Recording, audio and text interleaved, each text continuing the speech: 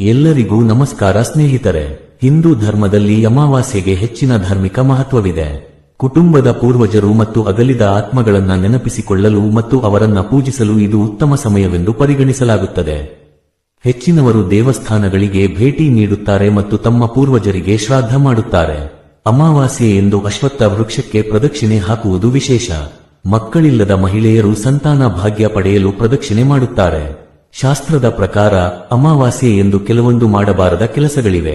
ಇನ್ನು ಕಲ್ಲುಪ್ಪು, ಈ ಚಿಕ್ಕ ಕೆಲಸವನ್ನ ಮಾಡಿದರೆ ಸಾಕು.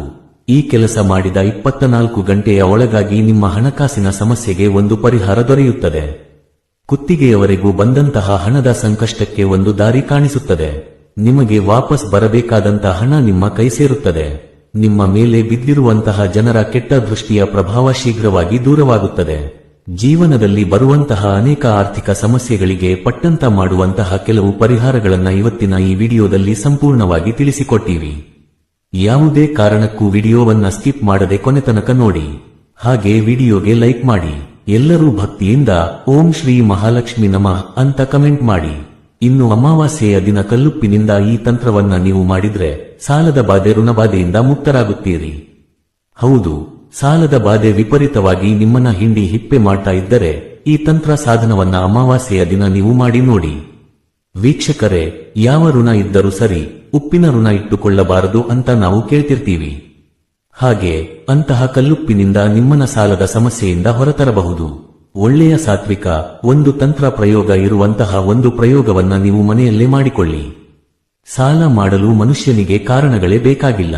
ಮನುಷ್ಯ ಎಷ್ಟೇ ಜಾಗೃತೆಯಿಂದ ಇದ್ದರೂ, ಎಷ್ಟೇ ಅವನು ಚೌಕಟ್ಟಿನಿಂದ ಚಾಕಚಕ್ಯತೆಯಿಂದ ಅವನು ಜೀವನ ಮಾಡ್ತಾ ಇದ್ರೂ ಕೂಡ ಒಂದಲ್ಲ ಒಂದು ಸಮಯದಲ್ಲಿ ಸಾಲಗಾರನಾಗುತ್ತಾನೆ. ಇಂತಹ ಸಾಲಗಾರರು ಕೆಲವೊಮ್ಮೆ ಅವರ ಪ್ರಯತ್ನದಿಂದಲೂ ಅದೃಷ್ಟದ ಫಲಬಲದಿಂದಲೂ ಸಾಲದ ಬಾಧೆಯಿಂದ ಹೊರಗೆ ಬರುತ್ತಾರೆ. ಸಾಲ ಸೋಲ ತೀರಿಸಿಕೊಂಡು ಸ್ವತಂತ್ರವಾಗಿ ಜೀವನ ಮಾಡ್ತಾ ಇರ್ತಾರೆ. ಇನ್ನು ಕೆಲವೊಬ್ಬರು ಯಾವುದಾದರೂ ಒಂದು ಪರಿಸ್ಥಿತಿಯಲ್ಲಿ ಸಾಲದ ಸುಳಿಗೆ ಸಿಕ್ಕಾಕೊಂಡಿದ್ದು ಕೂಡಲೇ ವರ್ಷಾನುಗಟ್ಟಲೆ ಕಳೆದರೂ ಕೂಡ ಸಾಲ ಬಾಧೆಯಿಂದಲೇ ನರಳುತ್ತಿರುತ್ತಾರೆ. ಸಾಲ ತೀರಿಸುವುದಕ್ಕೆ ಆಗದೆ ಒದ್ದಾಡುತ್ತಿರುತ್ತಾರೆ.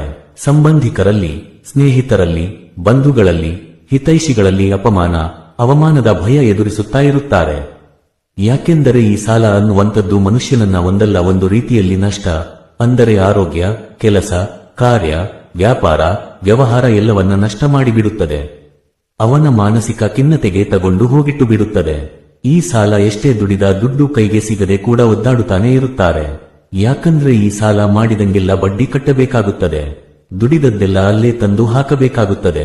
ಇನ್ನು ಅವನು ಹೆಂಗೆ ಆ ಜಾಗದಿಂದ ಹೊರಗೆ ಅವರಿಗೆ ಬರಲಿಕ್ಕೆ ಸಾಧ್ಯತೆಯಾಗುತ್ತದೆ?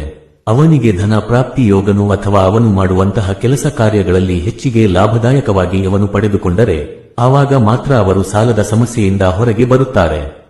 ಇಂತಹ ವ್ಯಕ್ತಿಗಳು, ಸಾಲಗಾರರಾಗಿ ನರಳುತ್ತಿರುವಂತ ವ್ಯಕ್ತಿಗಳು, ಅಮಾವಾಸ್ಯೆ ದಿನ ನಿಮ್ಮ ಮನೆಯಲ್ಲಿಯೇ ಉಪಯೋಗಿಸುವಂತ ಕಲ್ಲುಪ್ಪಿನಿಂದ ಈ ತಂತ್ರ ಮಾಡಿದ್ರೆ ದಿನಗಳಲ್ಲಿಯೇ ಸಾಲದ ಬಾಧೆಯಿಂದ ನೀವು ಮುಕ್ತರಾಗಿ ಬಿಡ್ತೀರಾ. ನೋಡಿ, ತಂತ್ರ ಮಾಡಲಿಕ್ಕೆ ಕೆಲವೊಂದು ಸಾಮಗ್ರಿಗಳು ಬೇಕು. ನೀವು ಅದನ್ನ ತಂದು ಇಟ್ಟುಕೊಳ್ಳಬೇಕಾಗುತ್ತೆ. ಮನೆಯಲ್ಲಿ ಸಿಗುವಂತಹ ಕಲ್ಲುಪ್ಪು ಫಸ್ಟ್ ಇಟ್ಕೊಳ್ಳಿ. ಹಾಗೆ ಗ್ರಂಥಿಕೆ ಅಂಗಡಿಗಳಲ್ಲಿ ಈ ಗಂಧದ ಚಕ್ಕೆಗಳು ಸಿಗುತ್ತವೆ, ಅದೊಂದು ನೀವು ಇಟ್ಕೊಂಡಿರಿ. ಮನೆಯಲ್ಲಿ ಅಮಾವಾಸ್ಯೆ ದಿನ ಒಂದು ದಿನ ಮುಂಚಿತವಾಗಿಯೇ ತಗೊಳ್ಳಿ. ಕಲ್ಲುಪ್ಪು ಮನೆಯಲ್ಲಿರುತ್ತದೆ. ಗ್ರಂಥಿಕೆ ಅಂಗಡಿಯಲ್ಲಿ ಗಂಧದ ಚಕ್ಕೆಗಳು ಸಿಗುತ್ತೆ, ಅದನ್ನ ತಗೊಂಡು ಒಂದು ಮಣ್ಣಿನ ತಟ್ಟೆನೂ ಕೂಡ ಗ್ರಂಥಿಗೆ ಅಂಗಡಿಗಳಲ್ಲಿ ಸಿಗುತ್ತದೆ, ಅದೊಂದನ್ನ ತಗೊಳ್ಳಿ. ಇನ್ನು ಕರ್ಪೂರ ಮನೆಯಲ್ಲಿರುತ್ತೆ ಮತ್ತು ಅರಿಶಿನ ಪುಡಿ, ನಾವು ಏನಂತೀವಿ ಭಂಡಾರ ಅಂತ ಹೇಳ್ತೀವಲ್ಲ, ಆ ಭಂಡಾರನೂ ಕೂಡ ಅಂಗಡಿಯಲ್ಲಿ ಸಿಗುತ್ತದೆ. ಅಂಥದ್ದನ್ನ ನೀವು ತಗೊಂಡು ಮನೆಯಲ್ಲಿ ಇಟ್ಟುಕೊಂಡಿರಿ. ಅಮಾವಾಸ್ಯೆ ಒಂದು ದಿನ ಮುಂಚೆ. ಅಮಾವಾಸ್ಯೆ ದಿನ ಏನು ತಂತ್ರ ಮಾಡಬೇಕು ನೋಡಿ.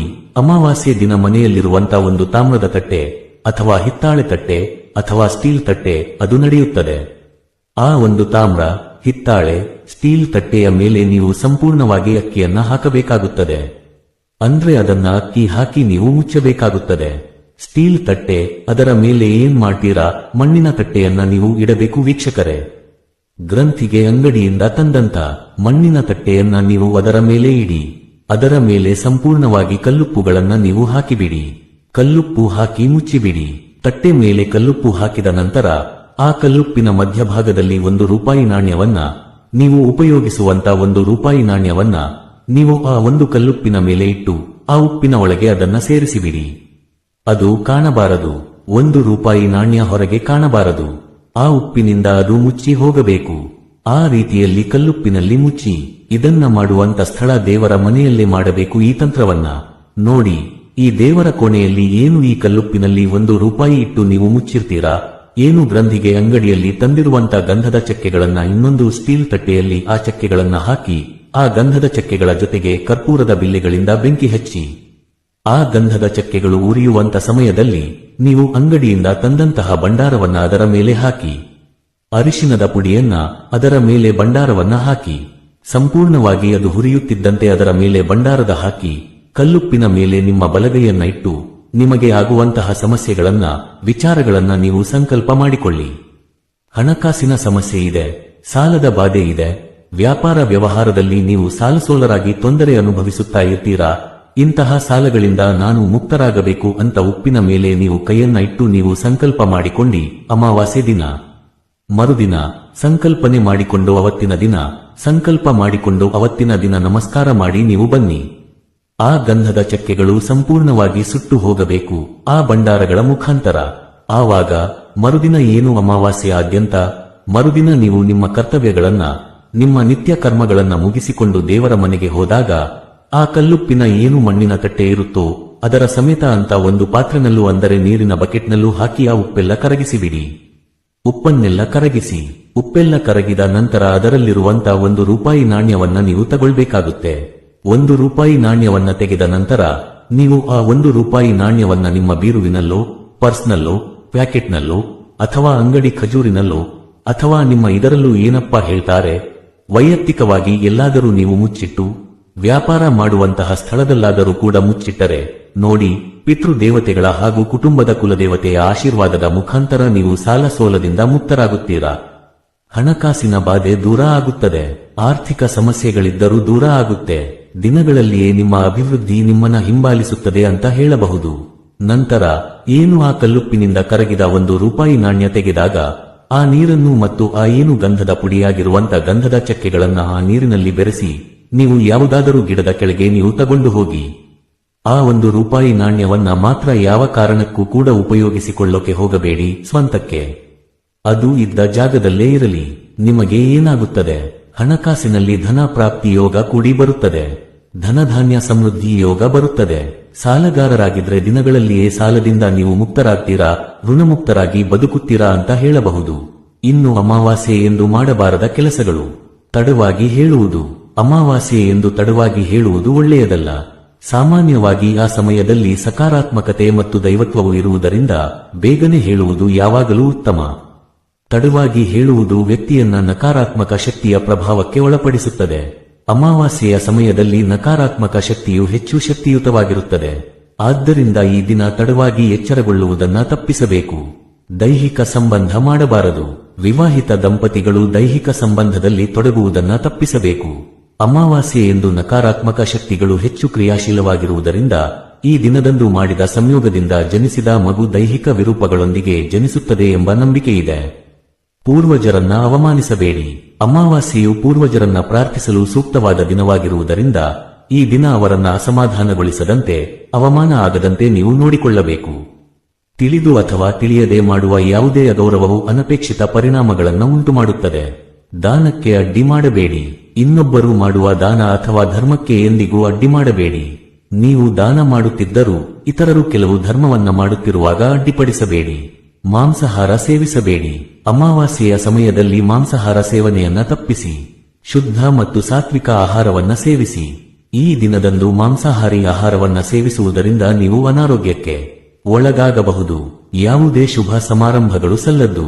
ಈ ದಿನದಂದು ಮದುವೆ, ಮಕ್ಕಳ ನಾಮಕರಣ ಅಥವಾ ನಾಮಕರಣಗಳಂತ ಯಾವುದೇ ಶುಭ ಸಮಾರಂಭಗಳನ್ನ ನಿಗದಿಪಡಿಸಬೇಡಿ. ಜ್ಯೋತಿಷ್ಯ ಶಾಸ್ತ್ರದ ಪ್ರಕಾರ ಅಮಾವಾಸ್ಯೆಯ ಸಮಯದಲ್ಲಿ ಚಂದ್ರ ಮತ್ತು ನಕ್ಷತ್ರಗಳು ಅನುಕೂಲಕರ ಸ್ಥಿತಿಯಲ್ಲಿಲ್ಲದ ಕಾರಣ ನಕ್ಷತ್ರ ಮತ್ತು ಚಂದ್ರನ ಸ್ಥಾನವು ವ್ಯಕ್ತಿಯ ಆರೋಗ್ಯ ಮತ್ತು ಭವಿಷ್ಯವನ್ನ ನಿರ್ಧರಿಸುತ್ತದೆ. ಎಲ್ಲಾ ಅಮಾವಾಸ್ಯೆಯ ತಿಥಿಗಳು ಯಾವುದೇ ಶುಭ ಸಮಾರಂಭಗಳನ್ನ ನಡೆಸಲು ಸೂಕ್ತವಲ್ಲ.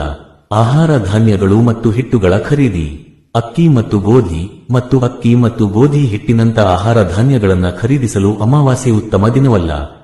ಎಲ್ಲಕ್ಕಿಂತ ಮುಖ್ಯವಾಗಿ ಅಮಾವಾಸ್ಯೆಯು ಆಹಾರ ಧಾನ್ಯಗಳನ್ನ ಖರೀದಿಸಲು ಸೂಕ್ತವಲ್ಲ. ತುಳಸಿ ಎಲೆಗಳನ್ನ ಕೀಳಬೇಡಿ. ಹಿಂದೂ ಧರ್ಮ ಗ್ರಂಥಗಳ ಪ್ರಕಾರ ಅಮಾವಾಸ್ಯೆ ಎಂದು ತುಳಸಿ ಎಲೆಗಳನ್ನ ಕೀಳುವುದನ್ನ ನಿಷೇಧಿಸಲಾಗಿದೆ. ಹೆಚ್ಚು ಆಹಾರವನ್ನ ಸೇವಿಸಬೇಡಿ. ಅಮಾವಾಸ್ಯೆಯ ದಿನಗಳಲ್ಲಿ ಉಪವಾಸ ಮಾಡುವುದು ಒಳ್ಳೆಯದು. ಆದಾಗ್ಯೂ ಈ ದಿನದಂದು ಉಪವಾಸ ಮಾಡಲು ಸಾಧ್ಯವಾಗದ ಜನರು ಕನಿಷ್ಠ ಪಕ್ಷ ಹೆಚ್ಚು ತಿನ್ನುವುದನ್ನ ತಪ್ಪಿಸಬೇಕು. ಏಕೆಂದರೆ ಈ ದಿನ ಮಾನಸಿಕ ಮತ್ತು ದೈಹಿಕ ಸ್ಥಿತಿಯು ಅಸಮತೋಲನಗೊಳ್ಳುತ್ತದೆ. ಆದ್ದರಿಂದ ಸರಳ ಆಹಾರವನ್ನ ಸೇವಿಸಲು ಸಲಹೆ ನೀಡಲಾಗುತ್ತದೆ. ಅಮಾವಾಸ್ಯೆ ಎಂದು ಈ ಪರಿಹಾರ ಮಾಡಿ. ಶಿವನ ಹೆಸರನ್ನ ಜಪಿಸುತ್ತಾ 1 ಚಮಚದಷ್ಟು ನೀರನ್ನ ಹರಿಯುವ ತೊರೆ ಅಥವಾ ನದಿಗೆ ಸುರಿಯಿರಿ.